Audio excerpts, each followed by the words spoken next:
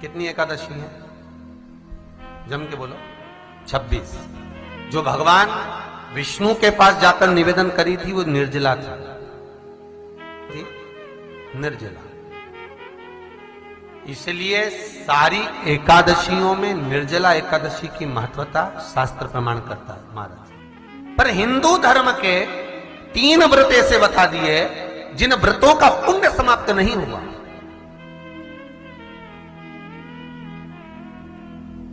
हिंदू धर्म के 3 व्रत ऐसे हो गए जिनका पुण्य समाप्त नहीं हुआ महाराज, जिनका पुण्य प्रबलता में बढ़ता गया। पहले नंबर पर एकादशी, दूसरे नंबर पर प्रदोष और तीसरे नंबर पर शिवरात्रि। एकादशी आकर खड़ी हो गई।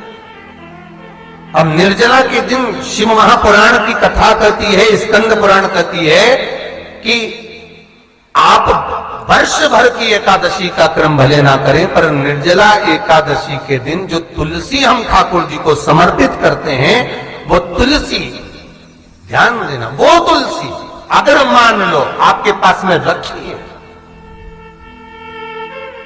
निर्जला एकादशी के दिन भगवान ठाकुर जी को, शालिग्राम जी को, लड्डू गोपाल जी को आपके घर में, आपके मंदिर में जो आपने भगवान को तुलसी समर्पित करी है, वो तुलसी मान लो तुम्हारे पास रखी है और कोई व्यक्ति को बहुत बहुत ज्यादा कष्ट है शरीर में, बहुत बहुत कष्ट है, थोड़ी सी वो तुलसी चढ़ी हुई ठाकुर के चरणारविंद की, आप उस जीव को दो तो सही, आधा घंटा इंतजार करो, स्वास्थ्य में अंतर आना प्रारंभ हो जाता है उस निर्जला का।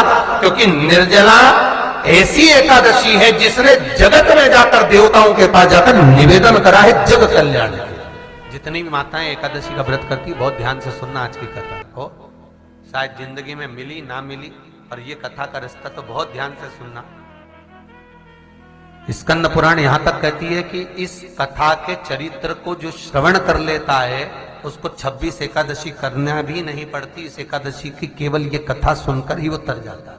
बहुत ध्यान से सुनना इसको, कथा को। एकादशी के दिन जब आप जल शंकर को चढ़ाने तो रोज ही जाते हैं, जब एकादशी का दिन रहे और शंकर जी के मंदिर में आप जल समर्पित करें तो 3 बार मुख से स्वधा स्वधा स्वधा या स्वधा स्तोत्र का पाठ, जिसमें 12 श्लोक, 2-4 हैं। पैसा तो आ रहा है पर घर में टिक नहीं रहा, डॉक्टर में, पुलिस में, एक्सीडेंट आदि में, कहीं गलत जगह पर व्यसन में अगर पैसा जा रहा है, जुए में, मांसाहार, मदिरा पान, या कहीं आया पैसा, पैसा आने में कमी नहीं, आ रहा है पर टिक नहीं रहा, रुक नहीं रहा, कोई मांगने आ गया, दे दिया, फिर वहां से अपने पास नहीं आ रहा, अपन कह रहे हैं भैया हमारा पैसा लौटा दो, नहीं आ रहा। तो महाराज शिव महापुराण की कथा कहती है एकादशी के दिन गंगा के जल में मात्र 7 बेलपत्री डालकर जो नंदीश्वर भगवान, अर्थात जो शंकर जी के शिवलिंग के सामने नंदी होता है, उस नंदी के चरण पर गंगा का जल चढ़ाकर बेलपत्री शिव पर समर्पित कर देता है, उसके घर में रुपया रुकना चालू हो जाता है, फिर वो गलत जगह पर नहीं जाता, गलत स्थान पर वो धन जाएगा ही नहीं। तूने समझा, मांग तुझे क्या चाहिए। एकादशी ने भगवान विष्णु से कहा, नाथ प्रभु वर दे दो, मृत्यु लोक में जो मनुष्य मेरा व्रत करेगा, चाहे जलचर, थलचर, वायुचर या सांसारिक मनुष्य, मेरा अगर एकादशी का व्रत करेगा, प्रभु उसके यहां धन धान्य वैभव सुख संपदा बढ़ेगी और उस जीवात्मा को नरक नहीं भोगना पड़ेगा, सीधे वैकुंठ का उसको वास मिलेगा। जब जीव आत्मा को लेकर चला जाएगा, यम के दूत जब बंदी बनाकर ले जा रहे होंगे उस जीवात्मा को, जिसके प्राण छूटे होंगे, यम के दूत जब बंदी बनाकर ले जा रहे होंगे, तब मुझे वर दो कि मैं इसका हाथ पकड़कर बेतन्नी से पार उतार कर सारे नरकों से निकालती हुई आपके धाम में लेकर आऊं। भगवान ने वर दे दिया, तथास्तु। हे एकादशी सुनो, मृत्यु लोक का मनुष्य अन्न का त्याग कर कर, क्योंकि अन्न में एकादशी के दिन पाप पुरुष रहता है, अन्न का त्याग कर कर एकादशी के दिन जो मनुष्य तुम्हारा व्रत धारण करेगा, उस व्रत को करेगा और उस व्रत को धारण करेगा, उसकी मनोकामना पूर्ण होकर वो मेरे ही धाम को जाएगा। ये तो हुआ एकादशी के जन्म की कथा। एकादशी के दिन गंगा के जल में मात्र 7 बेलपत्री डालकर जो नंदीश्वर भगवान अर्थात जो शंकर जी के शिवलिंग के सामने नंदी होता है, उस नंदी के चरण पर गंगा का जल चढ़ाकर बेलपत्री शिव पर समर्पित कर देता है, उसके घर में रुपया रुकना चालू हो जाता है। फिर वो गलत जगह पर नहीं जाता, गलत स्थान पर वो धन जाएगा ही नहीं। बेटा अगर व्यसन में पड़ा हुआ है, मदिरापान में पड़ा हुआ है, मांसाहार में, जुए आदि में जा रहा है, तुम्हें लग रहा है कि मेरा बेटा गलत मार्ग पर जा रहा है, ये मित्र दोस्ती गलत हो रही है, वो सही जगह पर आ जाए। करना है एकादशी।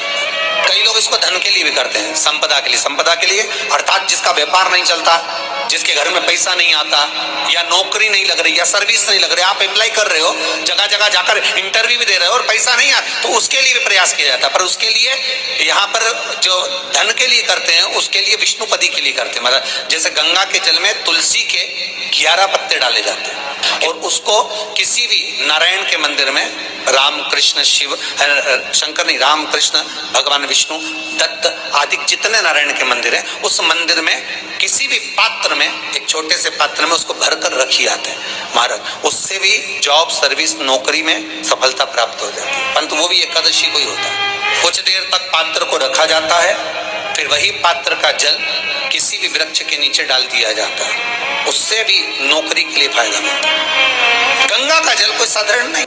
दशमी, एकादशी और द्वादशी, इन 3 तिथियों पर एक रोटी में थोड़ा सा मीठा रखकर सोमक पितृ का नाम लेकर यदि गाय को खिला दिया जाता है, तो अगर कोई पूर्वज प्रेत योनि में भी पड़ा हुआ होता है, भटक रहा होता है, जिसको पिंड नहीं मिला, जो अचानक मर गया होता है, अधोगति में चले गया होता है, उस जीव की मुक्ति दशमी, एकादशी और द्वादशी, ये 3 दिन सोमक पितृ का नाम लेकर रोटी में, पूड़ी में मीठा रख कर गाय को खिला दिया जाता है। ये 3 दिन तक तो वो पितृ कभी भटकते नहीं है, उनको मुक्ति प्राप्त हो जाती है मोक्ष में। नहीं, एकादशी है कौन, क्यों इसकी इतनी प्रधानता है, क्यों इसकी पुण्यता है, ऐसा क्या है एकादशी में जो इसकी पुण्यता मानी जाए? कौन है ये जो भगवान नारायण तक एकादशी का व्रत करते हैं? सुभद्रा जी को भगवान जगन्नाथ ने, जगदीश ने एकादशी का व्रत कराया था। बद्रीनारायण भगवान को माता लक्ष्मी ने एकादशी का व्रत कराया था। क्यों? चंद्रायण एकादशी व्रत की माता। एकादशी है कौन? तो कहा जिसको व्रत करने पर भगवान नारायण भी जिसका व्रत करते हो, भगवान माता लक्ष्मी जिसका व्रत करती हो, वो एकादशी है कौन? तो शास्त्र वर्णन करता है महाराज, स्कंद पुराण का सुंदर चातुर्मास्य खंड के अंतर्गत वर्णन आया है महाराज। एक बार भगवान विष्णु आनंद में विराजमान थे, पद्मावती और माता लक्ष्मी दोनों उनके पास में विराजी हुई थी। भगवान लक्ष्मी और पद्मावती दोनों बैठी, एक सिर के पास, एक चरण के पास।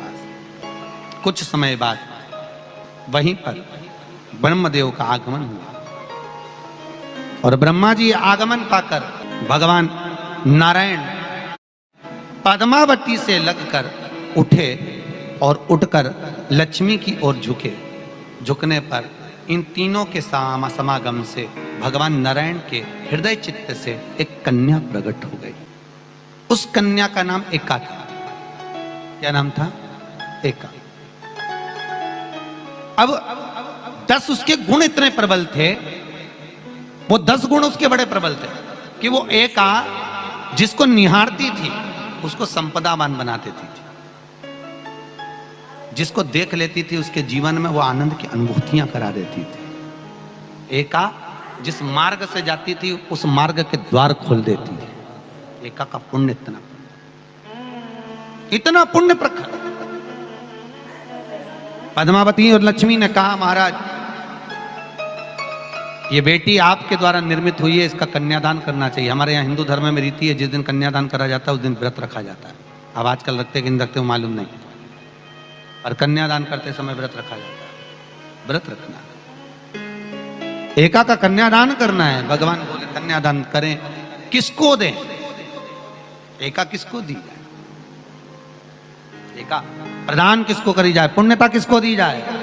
भगवान नारायण ने उसी समय लक्ष्मी और पद्मा से पूछा, तुम एकादशी के दिन जब आप जल शंकर को चढ़ाने तो रोज ही जाते, जब एकादशी का दिन रहे और शंकर जी के मंदिर में आप जल समर्पित करें तो 3 बार मुख से स्वधा स्वधा स्वधा या स्वधा स्तोत्र का पाठ, जिसमें 12 श्लोक। 2-4 हैं, पैसा तो आ रहा है पर घर में टिक नहीं रहा। डॉक्टर में, पुलिस में, एक्सीडेंट आदि में, कहीं गलत जगह पर, व्यसन में अगर पैसा जा रहा है, जुए में, मांसाहार, मदिरा पान, या कहीं आया पैसा आने में कमी नहीं, आ रहा है पर टिक नहीं रहा, रुक नहीं रहा। कोई मांगने आ गया, दे दिया, फिर वहां से अपने पास नहीं आ रहा, अपन कह रहे हैं भैया हमारा पैसा लौटा दो, नहीं आ रहा। तो महाराज शिव महापुराण की कथा कहती है, एकादशी के दिन गंगा के जल में मात्र 7 बेलपत्री डालकर जो नंदीश्वर भगवान अर्थात जो शंकर जी के शिवलिंग के सामने नंदी होता है, उस नंदी के चरण पर गंगा का जल चढ़ाकर बेलपत्री शिव पर समर्पित कर देता है, उसके घर में रुपया रुकना चालू हो जाता है। फिर वो गलत जगह पर नहीं जाता, गलत स्थान पर वो धन जाएगा ही नहीं। तूने समझा, मांग तुझे क्या चाहिए।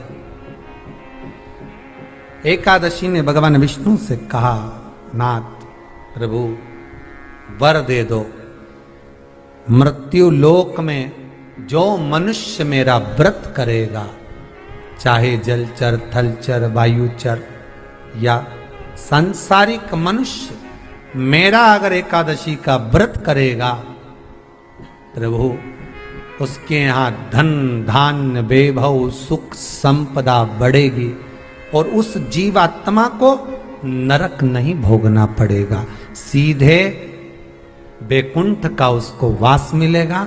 जब जीव आत्मा को लेकर चला जाएगा, यम के दूत जब बंदी बनाकर ले जा रहे होंगे उस जीवात्मा को, जिसके प्राण छूटे होंगे, यम के दूत जब बंदी बनाकर ले जा रहे होंगे, तब मुझे वर दो कि मैं इसका हाथ पकड़कर बेतन्नी से पार उतार कर सारे नरकों से निकालती हुई आपके धाम में लेकर आऊं। भगवान ने वर दे दिया, तथास्तु। हे एकादशी सुनो, मृत्यु लोक का मनुष्य अन्न का त्याग कर कर, क्योंकि अन्न में एकादशी के दिन पाप पुरुष रहता है, अन्न का त्याग कर कर एकादशी के दिन जो मनुष्य तुम्हारा व्रत धारण करेगा, उस व्रत को करेगा और उस व्रत को धारण करेगा, उसकी मनोकामना पूर्ण होकर वो मेरे ही धाम को जाएगा। ये तो हुआ एकादशी के जन्म की कथा। एकादशी के दिन गंगा के जल में मात्र 7 बेलपत्री डालकर जो नंदीश्वर भगवान अर्थात जो शंकर जी के शिवलिंग के सामने नंदी होता है, उस नंदी के चरण पर गंगा का जल चढ़ाकर बेलपत्री शिव पर समर्पित कर देता है, उसके घर में रुपया रुकना चालू हो जाता है। फिर वो गलत जगह पर नहीं जाता, गलत स्थान पर वो धन जाएगा ही नहीं। बेटा अगर व्यसन में पड़ा हुआ है, मदिरा पान में पड़ा हुआ है, मांसाहार में, जुए आदि में जा रहा है, तुम्हें लग रहा है कि मेरा बेटा गलत मार्ग पर जा रहा है, ये मित्र दोस्ती गलत हो रही है, वो सही जगह पर आ जाए। करना है एकादशी। कई लोग इसको धन के लिए भी करते हैं, संपदा के लिए। संपदा के लिए अर्थात जिसका व्यापार नहीं चलता, जिसके घर में पैसा नहीं आता, या नौकरी नहीं लग रही, या सर्विस नहीं लग रही, आप अप्लाई कर रहे हो, जगह जगह जाकर इंटरव्यू भी दे रहे हो और पैसा नहीं आता, तो उसके लिए भी प्रयास किया जाता है। पर उसके लिए यहाँ पर जो धन के लिए करते हैं, उसके लिए विष्णुपदी के लिए करते हैं। मतलब जैसे गंगा के जल में तुलसी के 11 पत्ते डाले जाते हैं और उसको किसी भी नारायण के मंदिर में, राम कृष्ण शिव शंकर नहीं, राम कृष्ण भगवान विष्णु दत्त आदि जितने नारायण के मंदिर हैं, उस मंदिर में किसी भी पात्र में, एक छोटे से पात्र में उसको भरकर रखी जाते हैं महाराज। उससे भी जॉब सर्विस नौकरी में सफलता प्राप्त हो जाती है। परंतु वो भी एकादशी को ही होता है। कुछ देर तक पात्र को रखा जाता है, फिर वही पात्र का जल किसी भी वृक्ष के नीचे डाल दिया जाता है, उससे भी नौकरी के लिए फायदा मिलता है। गंगा का जल कोई साधारण नहीं। दशमी, एकादशी और द्वादशी, इन 3 तिथियों पर एक रोटी में थोड़ा सा मीठा रखकर सोमक पितृ का नाम लेकर यदि गाय को खिला दिया जाता है, तो अगर कोई पूर्वज प्रेत योनि में भी पड़ा हुआ होता है, भटक रहा होता है, जिसको पिंड नहीं मिला, जो अचानक मर गया होता है, अधोगति में चले गया होता है, उस जीव की मुक्ति दशमी, एकादशी और द्वादशी, ये 3 दिन सोमक पितृ का नाम लेकर रोटी में, पूड़ी में मीठा रखकर अगर गाय को खिला दिया जाता है, ये 3 दिन तक, तो वो पितृ कभी भटकते नहीं है, उनको मुक्ति प्राप्त हो जाती है मोक्ष में।